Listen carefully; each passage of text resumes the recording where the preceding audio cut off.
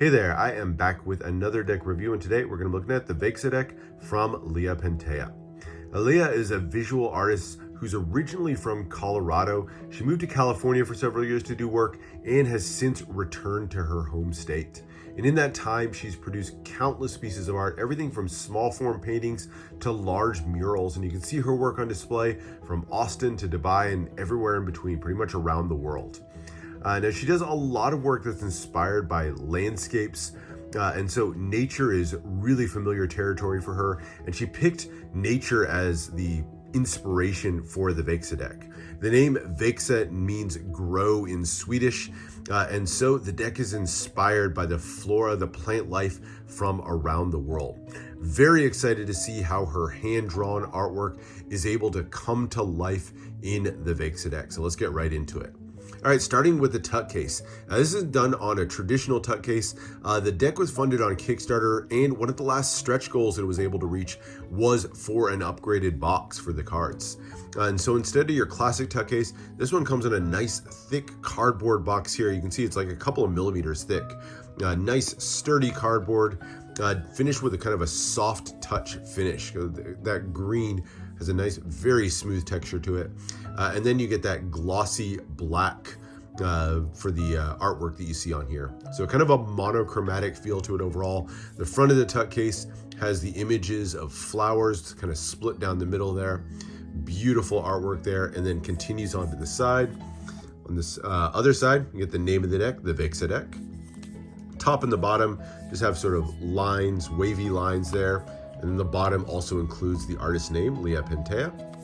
And then on the back, a few more flowers on one side, and then the ad copy for the deck up there at the top. So you can see Leah Pantea mentioned, as well as Ad Magic, who printed the cards. So these aren't printed by one of your classic playing card manufacturers, instead going with a smaller one out of China.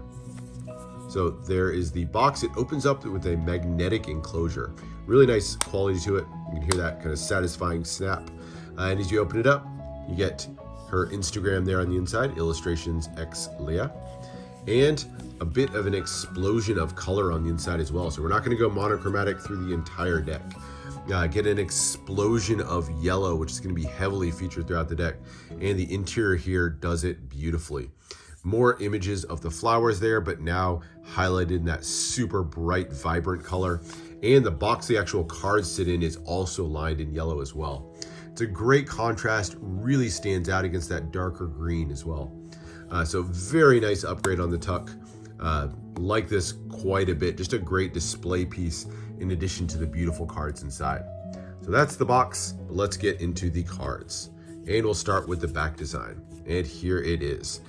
Beautifully done artwork on this one. Like I said, the entire deck features Leah's hand-painted artwork. So she painted every single one of the cards as well as the back design as a single piece. So this isn't two pieces that are reflected to make a two-way design. This is instead one piece here with the flowers split down the center. And what that means is it's not going to be a fully two-way back design. There's going to be some slight differences from top to bottom. So technically it's a one-way design, even though it's pretty similar, but like if you look here at the flower at the bottom and the top, slightly different shape to them. So not exactly symmetrical, but nothing that's going to be too annoying. Beautiful watercolor style on here as well. You can see the sort of gradients of oranges and yellows making up the globe flowers that are featured on the back of the card. The card itself has a very slight tint to it, maybe kind of a slight off-white, but very, very close to white, and has I guess you would call it a poker border around the edge, but a nice thick poker border all the way around. But beautiful artwork on these, and very nice kind of framing in with the card. Extra cards you get a pair of what I'll call cheat sheet cards. These are the ones that tell you all of the plants that are featured on each one of the cards. So each suit represents a region, and then each card within that suit has a plant that comes from that region or kind of area of the world. We'll talk more about some of the plants. Not going to talk about every single one of them, but you can pause if you want to see all of the different plants that we're going to see as we flip through the deck. So nice to have those cheat sheets, hard enough to figure out what the plants are, and that kind of gives you that little bit of a shortcut. And the two jokers also feature more artwork on them. Every single card that we look at is going to feature some of Leah's artwork. And the two Jokers, obviously no exception. I'll call it the red Joker because of the pink or a red flower on here. This one features a peony, a beautiful flower there with the green leaves coming out and the pinks. Lots of color on this one. You can see that diamond and kind of glowing lines coming out of the background. And then the index in the corner just made up of a couple of crowns. Very, very nice.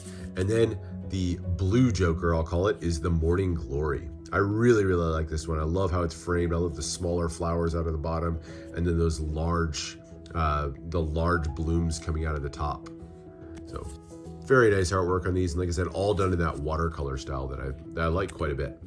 And then as you go through the cards, every single card is going to feature a completely different plant to them, and all beautifully illustrated with the pips and indices. So you get the pips in the center, kind of nestled into the plants, and then the index in the corner, the pip and index in the corner.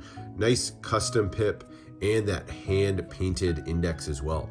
Like I said, everything in here hand painted, so even each one of the cards, the index and the pip are added on there as well. So very nice look to them. So like there's a raspberry plant as the two of clubs. But as you flip through them, you get a chance to see all kinds of different plant life. The clubs are all plants that you'll find in the forest or the Mediterranean. So there's like some sort of pine there on the five of clubs. And some of them are just more green. Some of them have purples, blues, reds. You never know what you're going to get as you go through the different plants. But they all feature amazing artwork. This is a cool one. These are Italian cypress. I actually have a couple of these in my backyard, but these will grow incredibly tall. Very, very thin. They almost look like they shouldn't be able to stand up, but I've seen these 30 feet tall or more. Very cool plant on that 10 of clubs. The quartz also feature more of the same. The only difference on the quartz is that they feature almost two-way artwork. So you'll see the kind of split down the center with the lines there. So the Jack gets one line, Queen gets two lines, and the King gets three lines. And I say almost two-way artwork because, like everything, these were painted as a single piece of art. So you will see slight differences top to bottom, but nothing that's too crazy. And they're generally or directionally the same on the top and the bottom. So nothing too distracting on those. But otherwise, the number cards and the court cards don't really have a lot distinguishing them, other than obviously the pip or the index in the corner, and then the fact that they have that kind of split design instead. But beautiful artwork there in the King of Clubs. This is one that you find a lot around Texas. This is the post oak. Then as we go to the diamonds now, we're going to go to the grassland, the high desert, and the savanna. So some of the flowers that you may find in grasslands or even in the desert. Again, beautiful artwork on these. Love the sort of variations in color and the design. And one of the things I really love about this is the pip placement in the center as well. The pips aren't just put on top or put behind the flower, but instead are kind of nestled within the flowers, and you'll see them kind of, some parts they're above the flower, some of them they're behind the flower. This kind of lends itself to that overall organic feel. You can see that really well displayed here on the 7 of diamonds. This is a desert lily, which another one you can find quite a bit in parts of Texas. Apparently it actually tastes like garlic if you eat it. Fun fact there. So some of them are more trees, some of them more flowers, but all of them are fantastic. There's some cactus. You can see again cacti quite a bit in parts of Texas. This is a Seguro cactus. But love the artwork. Look how there's a little bee that popped up on the dandelions there in the King of Diamonds. The spades now, we go to the alpine and the tundra. So a lot of these I imagine are much smaller flowers overall. This is an interesting one on the 3 of spades. So this is one of the 4 cards in the deck that was actually chosen by one of the backers as a bit of a stretch goal. So backers had the opportunity to choose one of 4 cards that were kind of left open in the deck. And they choose based on some story they had or whatever. But this one is the Black Vanilla Orchid, which apparently that backer was from Switzerland. This is a plant that's native to Switzerland and has a beautiful vanilla smell to it. And apparently a very, very tiny plant. It said it only grows to a few centimeters tall. So kind of fun there. Like I said, 3 other cards in here actually picked by backers. But very nice. I like these kind of a more petite look to them. You can imagine them struggling to grow in those colder climates. since these are from the more alpine or tundra regions. That's a cool one. All of them are kind of growing on the pips there. And then into your quartz for the spades. And then finally, we move to our last region or area, and these are the tropical and aquatic plants. So we see more palms, kind of these large leaves here. Very cool. That's a cool one. And then seaweed on the 6 of hearts, that twisting, very familiar plant. I like that one. Looks almost like just roots wrapped around the pips. And we'll close it out with the quartz of the tropical and aquatic regions. That's a beautiful one right there. And your King of Hearts. And that is the deck. Now, on the outside, by the way, one thing I hadn't really called attention to yet, you'll see they call it a gilded deck, but it's actually, I think, more edge painting, but done in beautiful yellow that kind of gives an extra pop to the whole deck. Really nice design element here. Really glad they were able to add that. And again, highlighting that yellow along with the greens is just a great mix and a great pairing with that back design. And that's it. So we'll talk a little bit about handling. Mentioned these are not printed by a classic playing card maker, and it definitely shows in the handling. These are done on a really smooth, almost like a soft touch finish. There's no texturing, no air cushion or anything like that.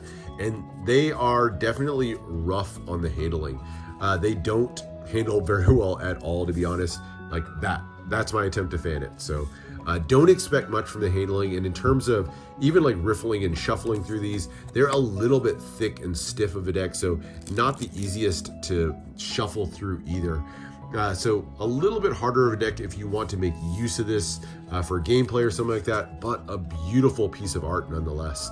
And for me, that really is the main function of this deck. It's an art piece, one that you can kind of go through and appreciate all of the different plant life throughout it, get a really good chance to explore the depth of Leah Pantea's work. I think she did a fantastic job on this deck.